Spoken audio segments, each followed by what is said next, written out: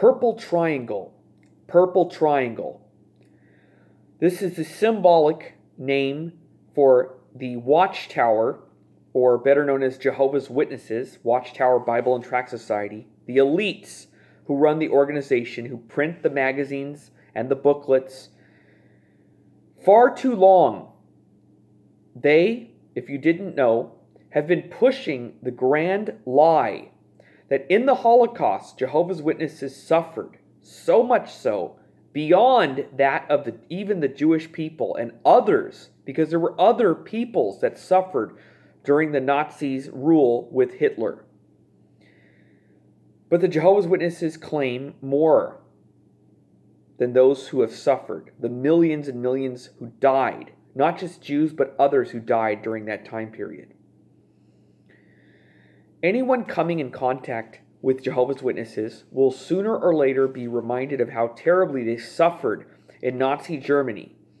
In correspondence with government officials, journalists, etc., often totally out of context and unrelated to the subject discussed, it will be mentioned again and again.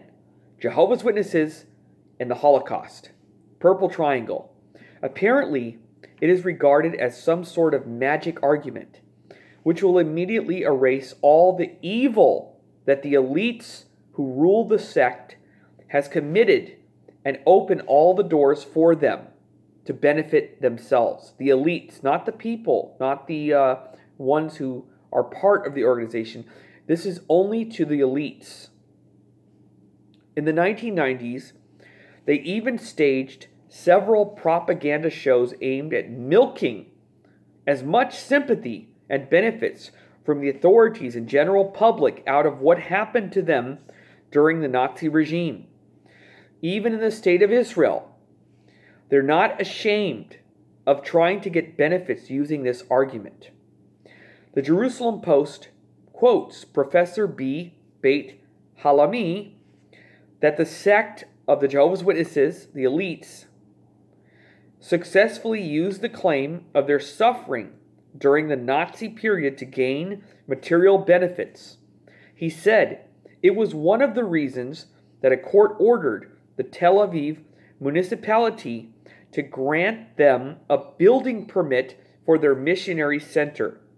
If all the claims that Jehovah's Witnesses bring forth would be true, then all we would be faced with would be shameless exploitation of tragic deaths. But the reality is much worse than that.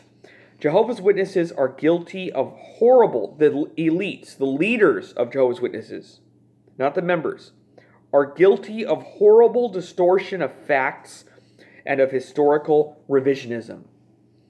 First, let's see what their claims are, as presented by the propaganda that they release in their magazines and their books about the history. In their own official publication, in the Watchtower of May 15th, 1975, page 294, they write, "Thousands of European Jews can testify that one religious group in Germany underwent persecution equal to that heaped upon the Jews." And who is that? The Jehovah's Witnesses. But equating their suffering to that of the Jews apparently wasn't enough for them. In another publication, they went further. A horrible Nazi persecution, this is a quote, a horrible Nazi persecution of Jehovah's Witnesses worse than that of the Jews. But even that apparently was not enough. Nope. In yet another publication of the sect, under the headline, listen carefully, "The Holocaust, Victims or Martyrs," they kindly explain that all those who suffered as a result of the Holocaust were victims. The Jews and other peoples who suffered, they were victims. Sounds nice, right? Sounds like, okay, well, maybe they're sympathetic, right? But look at the turn here. Look at the turn here. But only a minority were truly martyrs. So now you get the slap in the face. First, it sounds like maybe they're being kind to the memory of the millions and millions of Jews and other peoples. Because it wasn't just Jews that died in the Holocaust. There were others too. It looks like they're trying to be kind to the memory of those who died. But then they say, only a minority were truly martyrs. Jews, just like Polish, Russians, and Ukrainians, were merely victims. But the case of Jehovah's Witnesses in Europe was different. They, and only they, were truly martyrs of the Holocaust. Only they. When you get to the end of this presentation, you will understand why I am so upset. And you will be upset. What a tragic and disgusting statement. We might have thought that millions of members of Jehovah's Witnesses perished during the Nazi period at least, right? Since there were millions of Jews who died and millions of others and Americans who died from the Nazis as well. Saving the Jews. Saving our people. But in the 1974 yearbook of the sect, the cult, the elites admitted that a total of 2,000 of their members were sent to concentration camps, according to them. From these, 838 died. I repeat, 838 Jehovah's Witnesses died. Any number of deaths, period, are tragic, and I do feel. So please don't take that I'm trying to diminish any deaths during this period of time. But you heard what I read from their own booklets, their own evil statements, the elites. Come to find out there were only 838 who died. It is impossible to take lightly the suffering of even one human being, like I said. But the idea that the deaths of a few hundred members of Jehovah's Witnesses is more horrifying than the death of millions of Jews, millions of Americans who fought and died to save our people, and millions of others, even Germans who resisted, died as well during the Holocaust, could only sprout in the distorted, sick minds of the leaders of the sect that they suffered more. Worse than that, the Watchtower Society seems to view the Nazi horrors simply as ammunition in its wars against other religions. Time after time, they repeat in mockery that all other Christian groups, meaning all other Christians, apart from Jehovah's Witnesses, all others, cooperated with Hitler. If you are a Christian listening to this, this should make your stomach turn. But this is what they teach. The elites. Now remember, the members are victims of this theology. It's the elites who pollute the minds of the members. Okay? That all Christian sects, including the Catholic Church, cooperated with Hitler, and only Jehovah's Witnesses were, in their own words, now this is what they state, in their own words, were the one voice in the midst of silence. The one voice, no one else, just Jehovah's Witnesses. We will not deal here at this moment with the subject of what all Christian churches did or did not do during the Holocaust. But what I do here, I will attempt to establish what did the leaders of Jehovah's Witnesses do during that era. First of all, it has to be clarified once and for all that Jehovah's Witnesses leaders were never against Nazis. In one of their official publications from 1984, they profusely praise themselves on their behavior. Oh yeah, they had great behavior during the Nazi regime. The height of praise that they could think of writing about themselves was that theological principles were adhered to. Witnesses remained neutral. Okay? That they say that they remain neutral. Okay?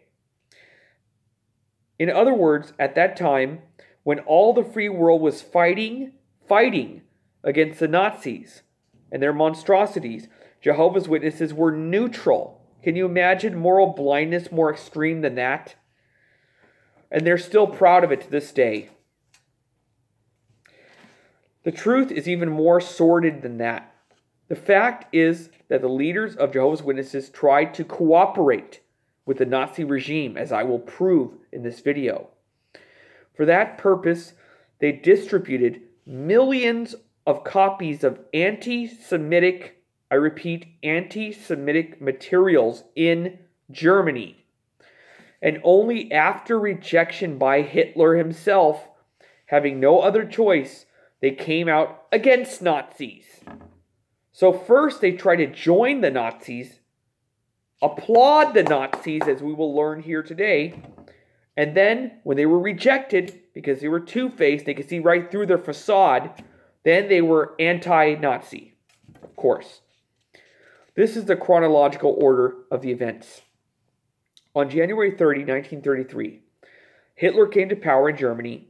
On April 4th, 1933, the German police seized the sect's, meaning the Watchtower, offices in the city of Magdeburg.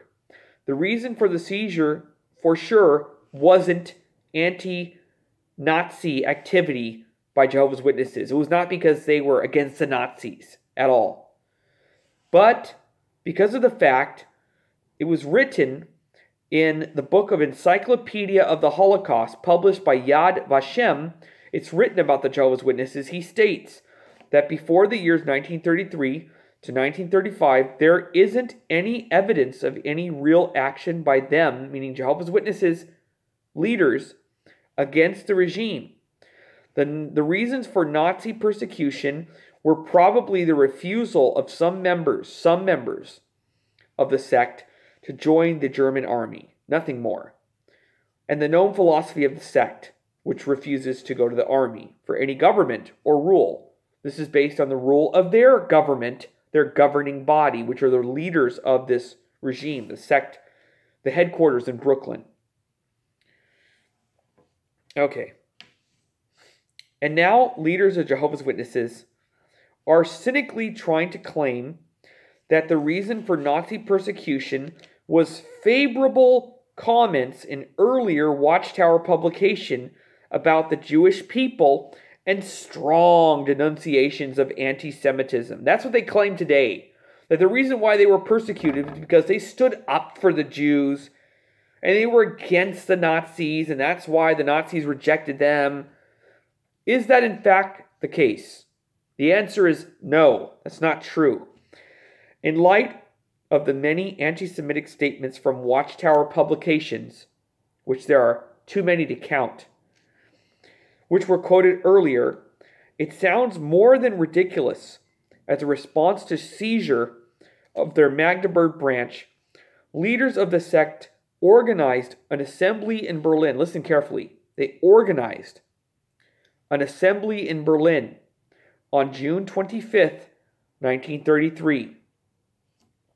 The goal of this assembly was clear: to publicly declare that the Nazis have nothing to fear from Jehovah's Witnesses. I repeat, Nazis have nothing to fear from Jehovah's Witnesses. This was the message of the leaders of the Watchtower, an assembly to get the attention of the German Nazis and Hitler himself. You have nothing to fear, Adolf Hitler. Nothing to fear. And to declare support for Hitler's regime. Two leaders of the sect, Rutherford and Knorr, especially came from America to see how they can achieve this goal. The assembly unanimously adopted a special statement written by the leaders of the sect, a personal letter from J.F. Rutherford, president of Jehovah's Witnesses, to Hitler himself, accompanied the Declaration of Facts. Jehovah's Witnesses themselves translated the Declaration of Facts from the original German to English and published it in their yearbook in 1934. In all of their historical falsifications, Jehovah's Witnesses always conveniently skip the contents of these two documents and hope that no one of you watching will ever find out. The truth is that the contents of both of these documents are profoundly repulsive. They are exceedingly anti-Semitic and show the clear attempt by Jehovah's Witness elites to cooperate with Hitler. I repeat, cooperate with Hitler. Let's let the documents speak for themselves. Before they get to the main point, right under the subsection entitled Jews, they say, Jews, I love that, Jews, they say. That is the same class to whom Jesus referred to as his persecutors, they say. It was the Jewish clergy, that is to say, the Pharisees and priests, that violently opposed him and persecuted him and caused him to be charged with all manner of crimes and offenses. Jesus told them that they were in fact representatives of Satan, the devil. They continue. The present government of Germany has declared emphatically against big business oppressors. Such is exactly our opposition. Who is that?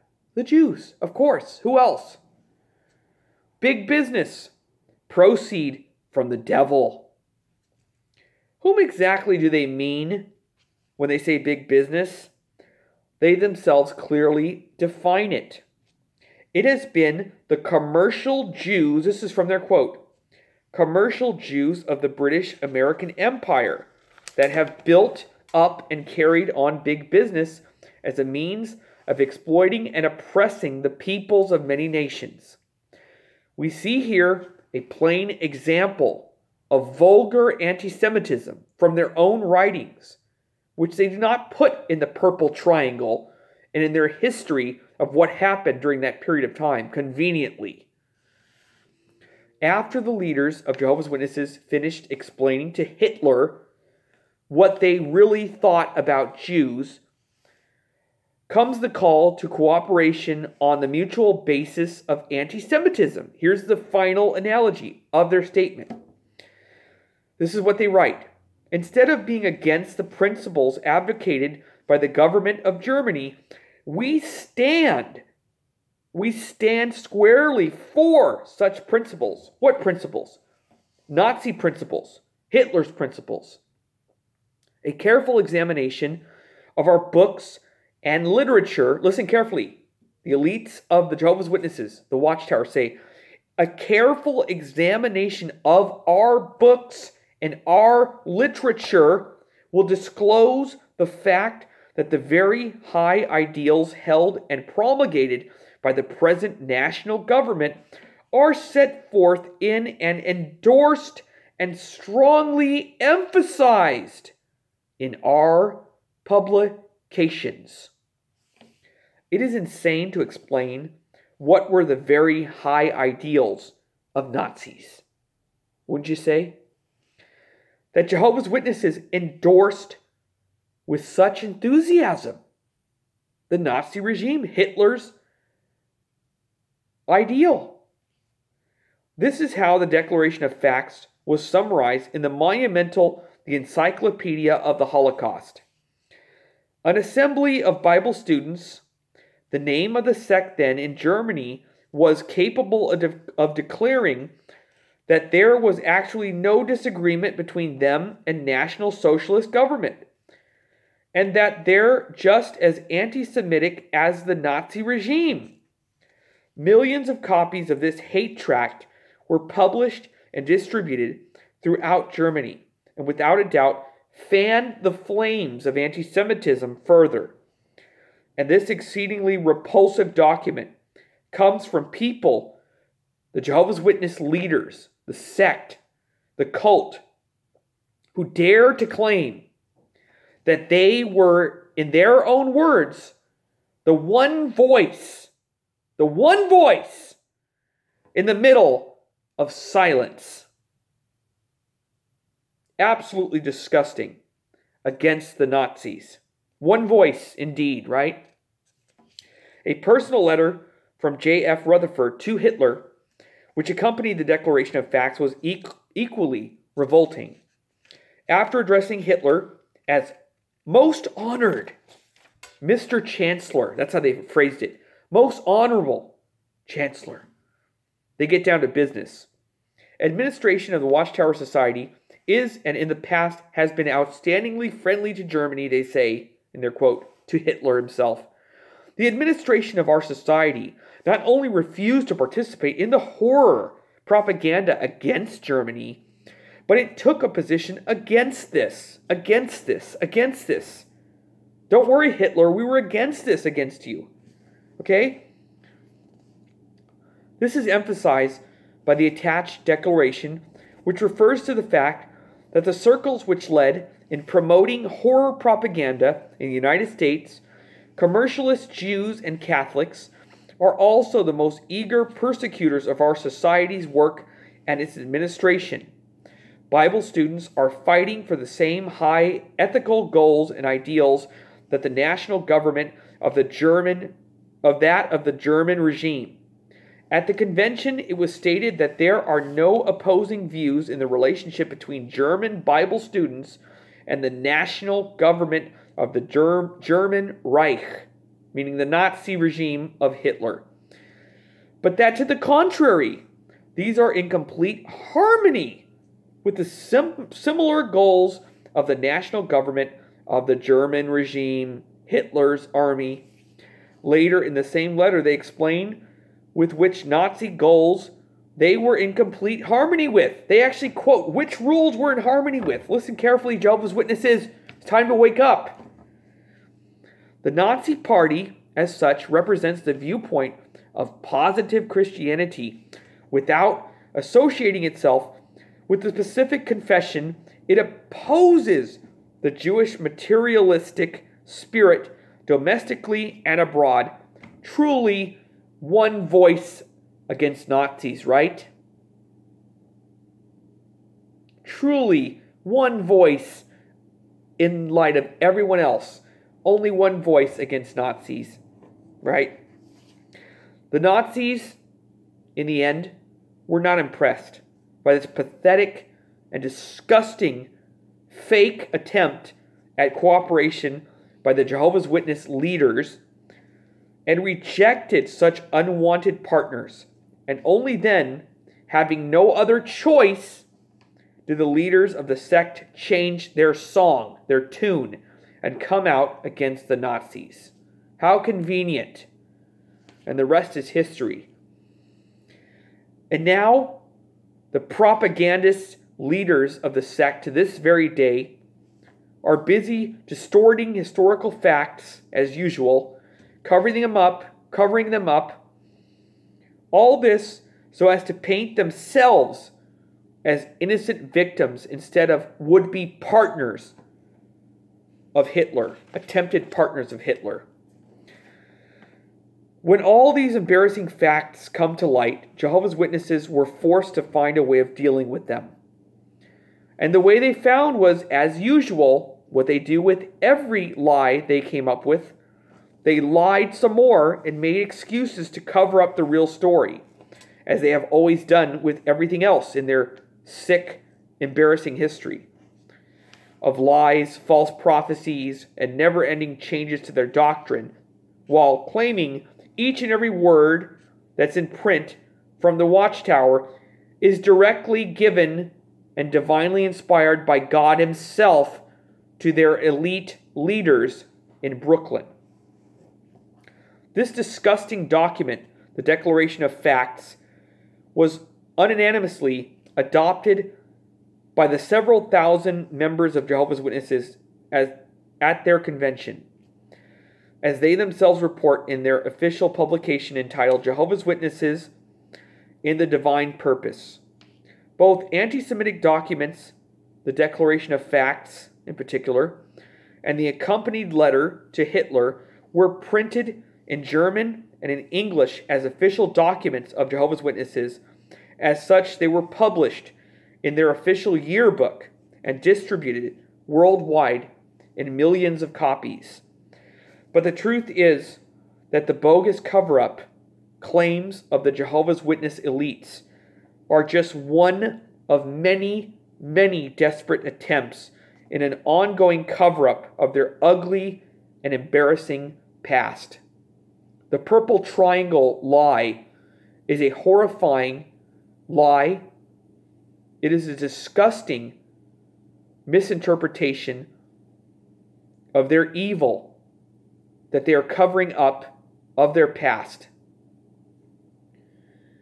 I hope this video was helpful for those of you who might be considering joining them or are a member of this sect. It's time that you understand and learn the truth and decide for yourself.